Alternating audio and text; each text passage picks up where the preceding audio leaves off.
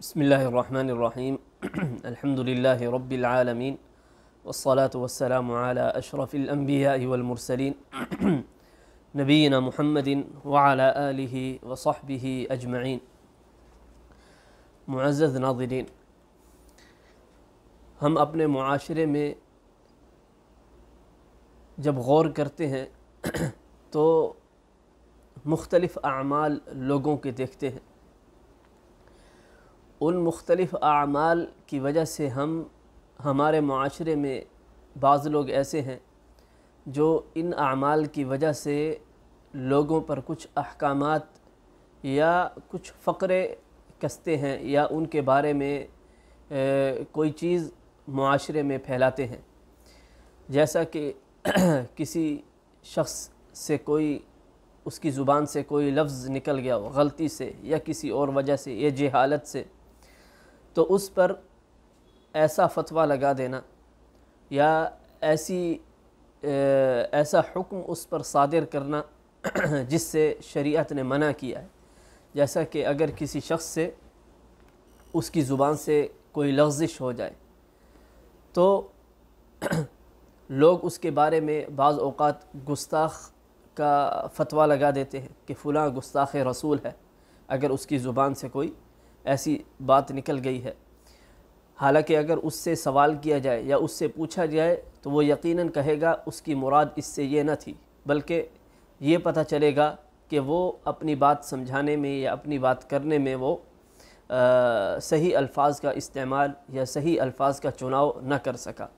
اسی طرح بعض لوگ بعض چیزیں بیان کرتے ہیں تو لوگ ان سے غلط مطلب نکالتے ہیں، حالانکہ وہ لفظ دو معنوں کا محتمل ہوتا ہے، مختلف معانی کا محتمل اس کی بات ہوتی ہے، لیکن ہر شخص یا ہر فرقہ یا ہر گروہ یا ہر پارٹی اس جملے کو اپنے مقصد کے لیے استعمال کرتی ہے اور یہ سمجھتے ہیں کہ اس بات سے یہ مقصد تھا، حالانکہ وہ شریعت میں مخالف مقصد ہے. لیکن اور اس کی بات جو ہے وہ ایک اور معنی بھی اس کی بات سے نکلتا ہے، لیکن ہر شخص اپنا ہی مطلب نکالتا ہے اور اپنا مطلب نکالنے کے بعد اس شخص پر فتویٰ لگا دیتا ہے کہ یہ فلاں گستاخ رسول ہے یا گستاخ صحابی ہے یا فلاں غدار ہے یا فلاں منافق ہے. اس طرح کے الفاظ جو ہے اس طرح کے فتوے جو ہے لوگوں پر لگا دیے جاتے ہیں، اور یہ صرف دینی گروہوں میں نہیں ہے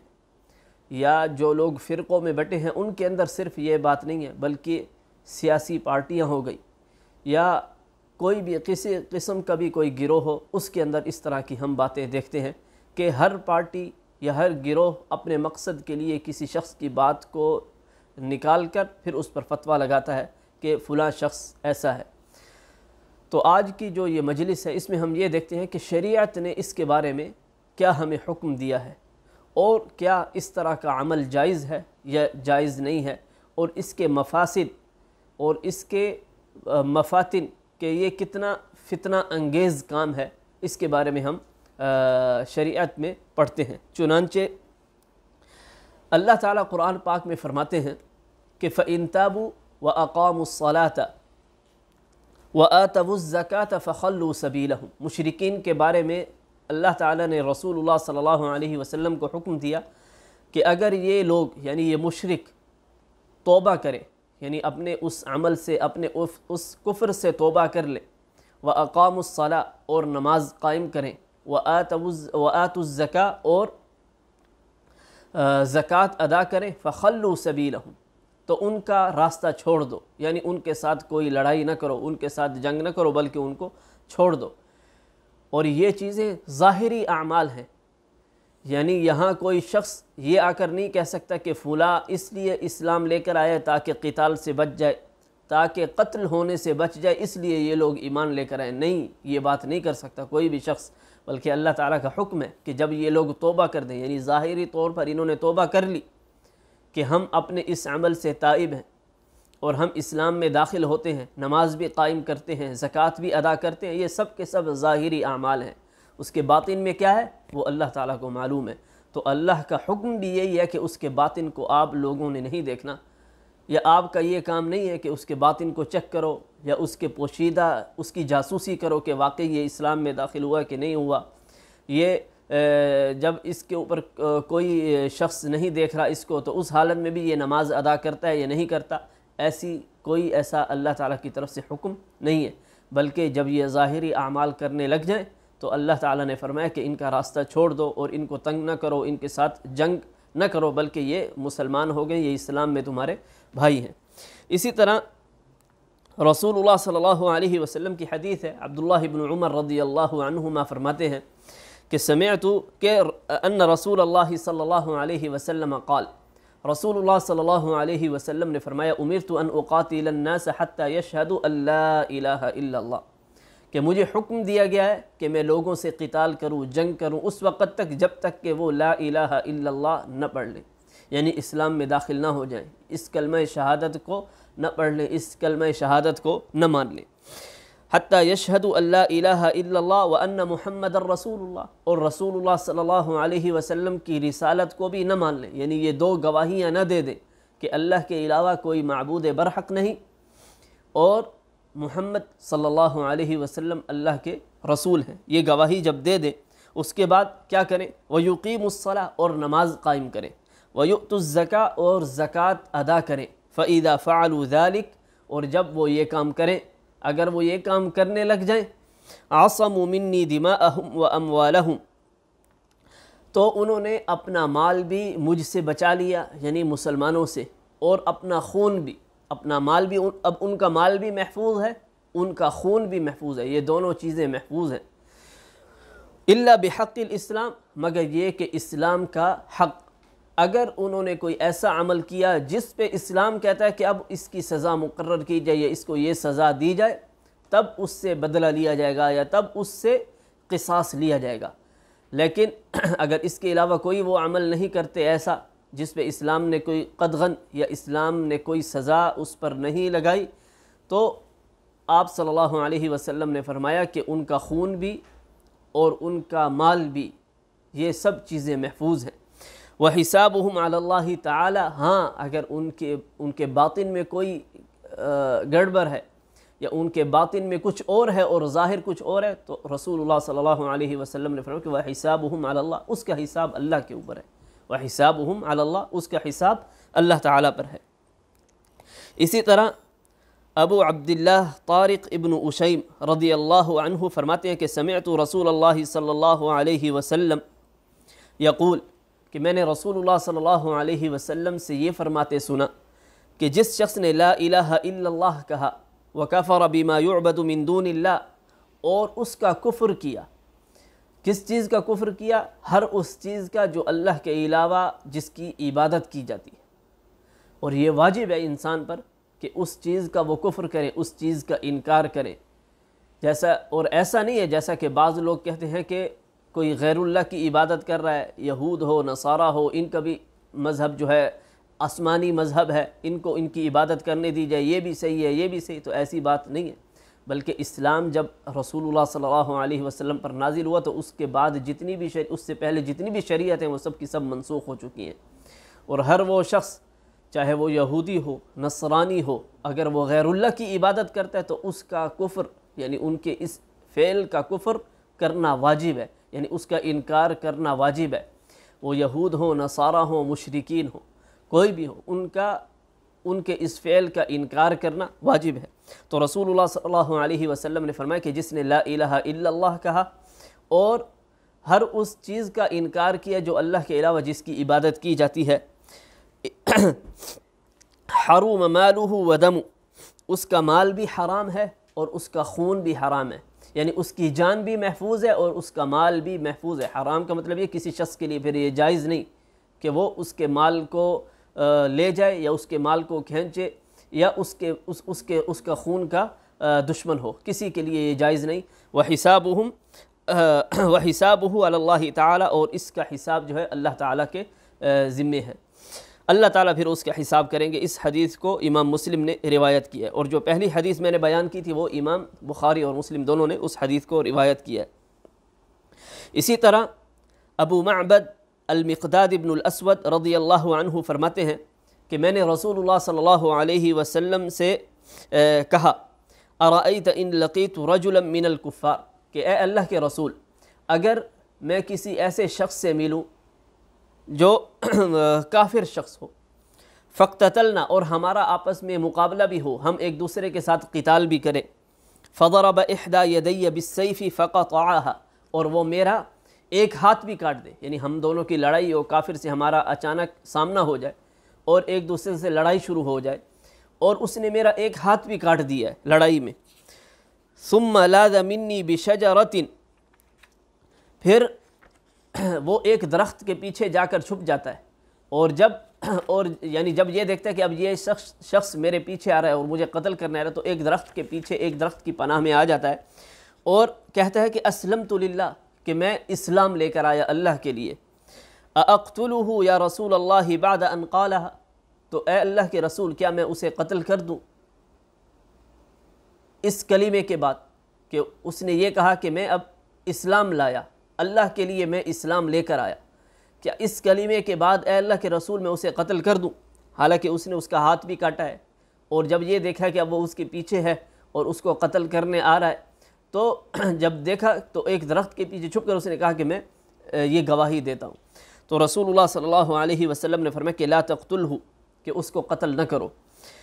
فقلت یا رسول اللہ قطع احدى یدی، کہ اے اللہ کے رسول اس نے میرا ایک ہاتھ کاٹا ہے، ثم قال ذلك بعدما قطعها، اور اس نے یہ کلمات اس وقت کہ جب اس نے میرا ہاتھ کاٹ دیا، اور جب یہ دیکھا کہ اب وہ مجھ سے نہیں بچ سکتا اس نے یہ کلمات کہے۔ تو رسول اللہ صلی اللہ علیہ وسلم نے فرمایا کہ لا تقتلہ فإن قتلته فإنه بمنزلتك قبل ان تقتله، کہ اس کو قتل نہ کرو، اگر تم اس کو قتل کرو گے تو وہ تمہاری جگہ پر ہوگا تمہارے اس کو قتل کرنے سے پہلے، وإنك بمنزلته قبل ان يقول كلمته التي قال، اور تم اس کی جگہ پر ہوگے اس کے یہ کلمہ کہنے سے پہلے، یعنی اس کلمے کے کہنے سے پہلے وہ جس جگہ پر ہوگا تو تم اس کے اس جگہ پر ہوگے، اس درجے پر ہوگے۔ تو رسول اللہ صلی اللہ علیہ وسلم نے اسے منع کیا، اور یہ حدیث متفق علیہ ہے، صحیح بخاری اور مسلم کی۔ اور اس کا مطلب یہ، اس میں مفہوم یہ ہے کہ اس کا مفہوم یہ نہیں ہے کہ تم اس کو قتل کرنے کے بعد نعوذ باللہ اس کے یعنی جو کفر کی حالت میں تھا اس میں تم ہوگے، بلکہ اس کا مقصد یہ ہے کہ تم پر پھر قصاص لازم ہو جائے گا، تم سے قصاص لینا۔ اگر اس کے وارث کہے کہ اس شخص نے اس کو اسلام لانے کے بعد قتل کیا ہے تو تم پر اس شخص کا قصاص لازم ہو جائے گا، تو اس کا یہ مطلب ہے۔ اسی طرح اسامہ ابن زید رضی اللہ عنہما فرماتے ہیں کہ قال بعثنا رسول اللہ صلی اللہ علیہ وسلم الى الحرقة من جہینہ فصبحنا القوم على میاہہم، کہ اسامہ ابن زید رضی اللہ عنہ فرماتے ہیں کہ رسول اللہ صلی اللہ علیہ وسلم نے ہمیں ایک سریے میں بھیجا، ایک جنگ کے لیے بھیجا، ایک غزوے میں بھیجا۔ حرقہ ایک قبیلہ ہے جہینہ کا، اس کی طرف۔ تو ہم نے جب اس قوم کے پاس ہم پہنچے تو ان کے پانیوں پر ہم نے جو ہے صبح کے وقت ان کے پانیوں کی جگہ تک ہم پہنچ چکے تھے جہاں سے وہ پانی لیتے تھے۔ وَلَحِقْتُ أَنَا وَرَجُلٌ مِّنَ الْأَنصَارِ رَجُلًا مِّنْهُمْ، تو میں نے اور میرے ساتھ ایک انصار آدمی تھا انصار کا، تو ہم نے وہاں جب پانی کی جگہ پر پہنچے تو ایک شخص کو دیکھا۔ فلما غشیناہ، جب ہم نے اس کو قابو کر لیا، اس کے اوپر ہم چھا گئے، جب اس کو قابو کر لیا، قال لا الہ الا اللہ، تو اس نے فوراً کہا کہ لا الہ الا اللہ، کلمہ پڑھا۔ فکف عنہ الانصاری، انصاری نے تو کہا، چھوڑ دیا اس نے کہا اب اس کو میں کچھ نہیں کہتا۔ وطعنتہ برمحی، لیکن میں نے اپنے نیزے سے اسے قتل کیا، اسامہ بن زید کہتے ہیں، حتی قتلتہ، یہاں تک کہ میں نے اسے قتل کر دیا۔ فلما قدمنا المدینة بلغ ذلك النبی صلی اللہ علیہ وسلم، جب ہم مدینہ پہنچے تو رسول اللہ صلی اللہ علیہ وسلم کو اس کی خبر ہوئی۔ فقال لی یا اسامہ، تو انہوں نے کہا کہ اے اسامہ، یعنی رسول اللہ صلی اللہ علیہ وسلم نے فرمایا کہ اے اسامہ، اقتلتہ بعدما قال لا الہ الا اللہ، کیا تم نے اسے قتل کیا لا الہ الا اللہ کے بعد؟ قلت یا رسول اللہ انما کان متعوذا، کہ اللہ کے رسول وہ تو بچنے کے لیے اس نے لا الہ الا اللہ پڑھا تھا، اپنے آپ کو وہ قتل سے بچانے کے لیے اس نے یہ عمل کیا۔ فقال اقتلتہ بعدما قال لا الہ الا اللہ، تو پھر بھی رسول اللہ صلی اللہ علیہ وسلم نے فرمایا کہ اے اسامہ، کیا تم نے لا الہ الا اللہ کے بعد اسے قتل کیا؟ تو رسول اللہ صلی اللہ علیہ وسلم اس کلمے کو، اس بات کو بار بار دہراتے رہے، یہاں تک کہ اسامہ ابن زید فرماتے ہیں کہ حتی تمنیت انی لم اکن اسلمت قبل ذلک اليوم، کہ میں نے یہ تمنا کی، یہ خواہش کی کہ کاش اس کے بعد میں اسلام لے کر آتا، کیونکہ اسلام جب انسان لے کر آتے تو اس کے پہلے گناہ معاف ہو جاتے ہیں، لیکن اس کے بعد اگر کوئی وہ گناہ کرے تو یہ اللہ تعالیٰ کے ذمے ہے کہ وہ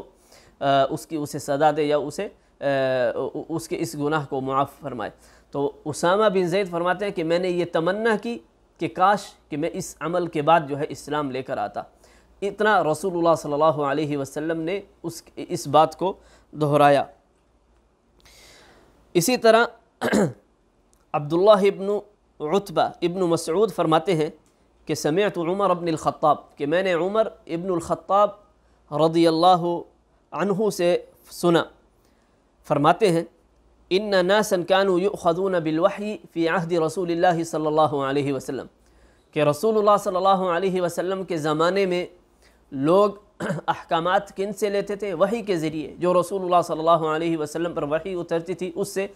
احکامات لیتے تھے۔ کسی شخص کے بارے میں اگر جاننا ہو تو اللہ تعالیٰ وحی اتارتے تھے اور اس کے بارے میں وہ عقیدہ رکھا جاتا تھا کہ یہ جہنمی شخص ہے یا جنتی شخص ہے، یہ جو احکامات ہیں یہ اس کے وحی سے ہمیں معلوم ہو جاتا تھا۔ وَإِنَّ الْوَحْيَ قَدْ انْقَطَعَ، عمر ابن الخطاب رضی اللہ عنہ فرماتے ہیں کہ اب وحی منقطع ہو چکی ہے، یعنی یہ جو ان کا قول تھا رسول اللہ صلی اللہ علیہ وسلم کی وفات کے بعد تھا۔ وَإِنَّمَا نَأْخُذُكُمُ الْآنَ بِمَا ظَهَرَ لَنَا مِنْ أَعْمَالِكُمْ، اب ہم تم پر جو حکم لگائیں گے یا تمہارے بارے میں جو فیصلہ کریں گے وہ تمہارے ہم ظاہری اعمال دیکھ کر کریں گے۔ فَمَنْ أَظْهَرَ لَنَا خَيْرًا أَمَّنَّاهُ وَقَرَّبْنَاهُ، تو تم میں سے جس شخص کے ہم نے اچھے اعمال دیکھے، یعنی اس کا ظاہر ہمیں اچھا محسوس ہوا، لگا کہ یہ اچھا شخص ہے، تو ہم اس کو امان بھی دیں گے اور اس کو اپنی قربت میں بھی رکھیں گے، اس کو اپنے قریب بھی کریں گے، جس کے اعمال اچھے ہوئے، جس کا ظاہر اچھا ہوا۔ وَلَيْسَ مِنَّا مِن سَرِيرَتِهِ شَيْءٌ، اس کے باطن سے ہمیں کوئی سروکار نہیں ہے، اس کے باطن سے ہمیں کوئی واسطہ نہیں ہے۔ اللہ یحاسبہ فی سریرتی، اس کا جو باطن ہے اس کا حساب اللہ نے لینا ہے، اس کے باطن میں کیا ہے۔ ومن اظہر لنا سوءا، ہاں جو شخص ہمارے سامنے کوئی برائی کرے، یعنی اس کی برائی ہمارے سامنے آ جائے، وہ ظاہری برائی کرے، لم نأمنہ، ہم اس کو امان نہیں دیں گے، ولم نصدقہ، نہ اس کی ہم تصدیق کریں گے، نہ اس کی بات کو ہم مانیں گے۔ وَإِن قَالَ إِنَّ سَرِيرَتَهُ حَسَنَةٌ، بھلے وہ یہ کہے کہ اس کا جو باطن ہے وہ بہت بہتر ہے، یا لوگ اس کے بارے میں کہیں کہ اس کا باطن بہت بہتر ہے، لیکن جس شخص کا ظاہر اگر برا ہوا، ظاہری کوئی اس سے ایسا عمل صادر ہو گیا جو برائی ہے، تو اس کے مطابق اس پر حکم لاگو ہوگا، اس کی سزا اس کو ملے گی، بھلے اس کا باطن کتنا ہی پاک کیوں نہ ہو۔ تو یہ عمر ابن الخطاب رضی اللہ عنہ کا قول ہے، اس کو امام بخاری نے روایت کیا ہے۔ تو یہ جتنے بھی معزز ناظرین، جتنے بھی یہ اقوال یا احادیث میں نے بیان کیے ہیں، ان سب سے یہ ظاہر ہوتا ہے کہ انسان پر یہ واجب ہے کہ وہ کسی پر اس طرح کے القاب نہ کسے کہ فلاں کی بات سے یہ مطلب ہوا اور فلاں منافق ہو گیا، یا فلاں کافر ہو گیا، یا فلاں غدار ہو گیا، یا فلاں گستاخ ہو گیا۔ یعنی بعض لوگ فرقہ واریت میں آ کر بہت سے الفاظ مسلمانوں پر لگاتے ہیں، بہت سے الزامات لگاتے ہیں کہ فلاں گستاخ ولی ہے، یہ گستاخ اولیاء ہے، اولیاء کو نہیں مانتے۔ کیوں نہیں مانتے؟ اس قول کی وجہ سے، حالانکہ اگر اس قول پر غور کیا جائے تو ایسی کوئی بات نہیں نکلتی۔ یہ فلاں ائمہ کو نہیں مانتے، یہ گستاخ ائمہ ہیں، ان سے جو ہے ائمہ کے بارے میں گستاخی ہوتی ہے۔ اگر اس قول پر غور کیا جائے کہ کون سا ایسا قول ہے جس کی وجہ سے جو ہے وہ ائمہ کے گستاخ ان کو کہا جا رہا ہے، تو یہ لگتا ہے کہ اس کے دو معنی نکلتے ہیں، اس کا ایک اچھا مطلب بھی نکلتا ہے، ایک برا۔ تو جو غلط شخص ہے وہ اس کا برا مطلب نکال کے اس کے اوپر یہ جو ہے اس طرح کے الفاظ کستا ہے۔ اسی طرح بعض لوگ گستاخ رسول اور گستاخ صحابہ اس طرح کے احکامات لوگوں پر لگاتے ہیں یا اس طرح کے الزامات لگاتے ہیں۔ تو اللہ تعالیٰ سے دعا ہے کہ اللہ تعالیٰ ہمیں ان اعمال سے محفوظ رکھے۔ ھذا وصلی اللہ وسلم علی نبینا محمد وعلی آلہ وصحبہ اجمعین۔